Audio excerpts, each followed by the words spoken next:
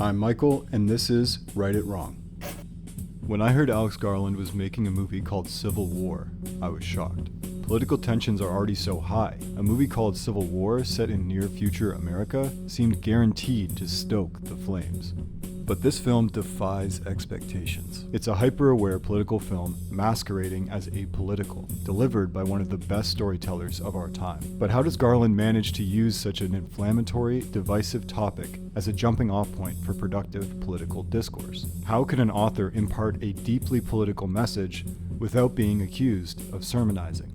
Let's see what we can learn from Alex Garland's Civil War. Garland makes it clear from the outset that this war is not between who you might expect. The so-called Western forces of Texas and California have suffered a very great loss at the hands of the fighting men and women of the United States military.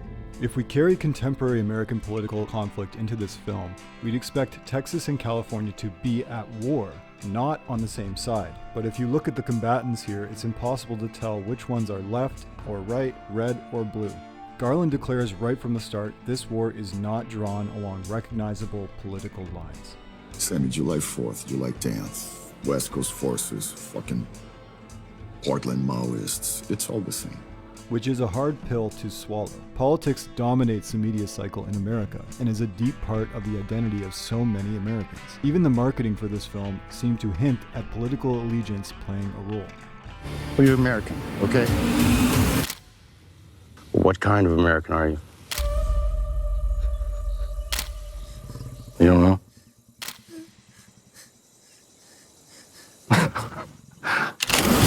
Whether people were exposed to that marketing or not, Garland knows the audience will expect the film to default to political polarization. Are you guys aware there's like a pretty huge civil war going on all across America? But if eliciting productive conversation is the goal, Garland can't allow the audience to become mired in tribalism. With this in mind, Garland goes on the offensive and directly attacks this obsession with choosing a side. Watch this scene and see how Garland jolts the audience out of insisting they need to frame the conflict politically. You keep going. Shit!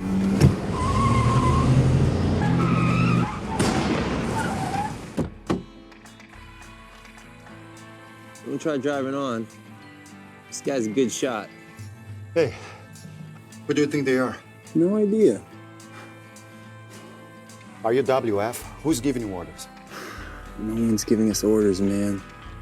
Someone's trying to kill us. We are trying to kill them. You don't know what side they're fighting for. Oh, I get it. You're retarded. The next major way Garland breaks audience expectations is in the source of the story's conflict. The movie is about a civil war, but it's not about who is going to win that civil war. The war is over. DC is falling and the president is dead inside a month. Interviewing him is the only story left. These journalists need to get to the president and survive the dangers and traumas that await them. With the focus on achieving productive political discourse, this is another masterstroke by Garland. If he centered this story around combatants or tied the plot to which side would win, people would once again polarize.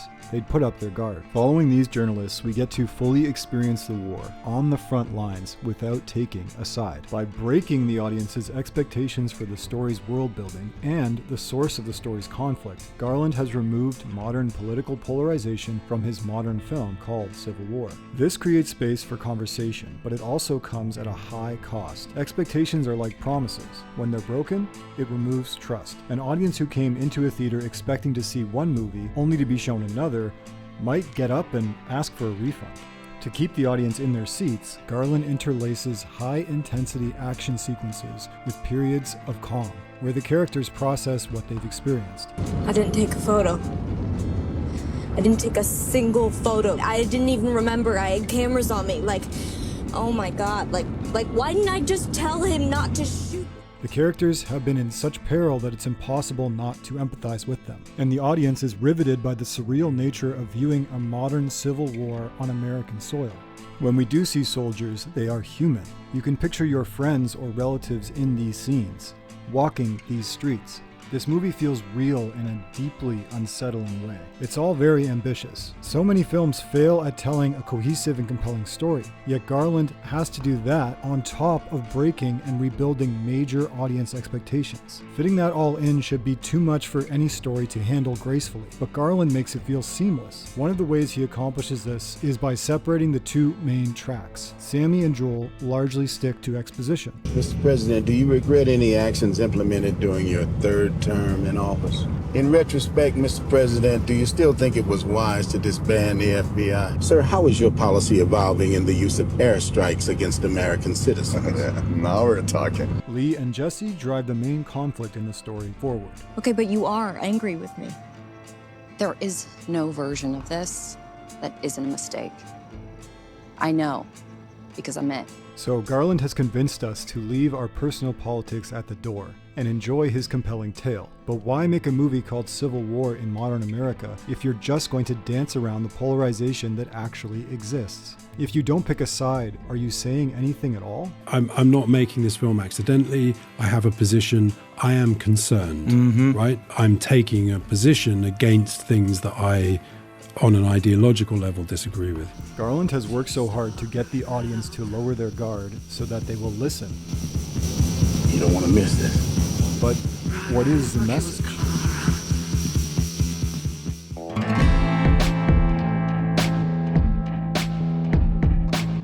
Is it about desensitization to violence? Objectivity worship in journalism and politics? A response to January 6th? Or despite Garland's ambitions, does it fail to make a point at all?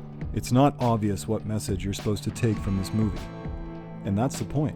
So I create the film as an argument of implication that you can only reach if you think about it or talk about it. Breaking all of these expectations leaves the audience wondering, why is the world of the movie like this? Why is America at war? Why are Texas and California on the same side? Garland doesn't tell the audience these answers. He wants the audience to come to these answers on their own. In Story, Robert McKee writes, "Show don't tell means respect the intelligence and sensitivity of your audience. Invite them to bring their best selves to the ritual, to watch, think, feel, and draw their own conclusions. Do not put them on your knee as if they were children and explain life. For the misuse and overuse of narration is not only slack, it's patronizing. And if the trend towards it continues, our art will shrivel." I get there is a kind of viewer that wants things spelled out. There is no shortage of films that will give them clear questions and then give them clear answers. Equally, there are plenty of people in public discourse making clear, polarized political statements. Not interested in joining either of those two camps personally. Trying to understand Civil War for myself, certain scenes stood out. What do you think he'll actually say if I do get a mic in front of him? Not much.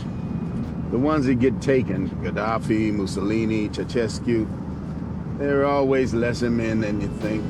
My interpretation of this film is that it's a message against political polarization.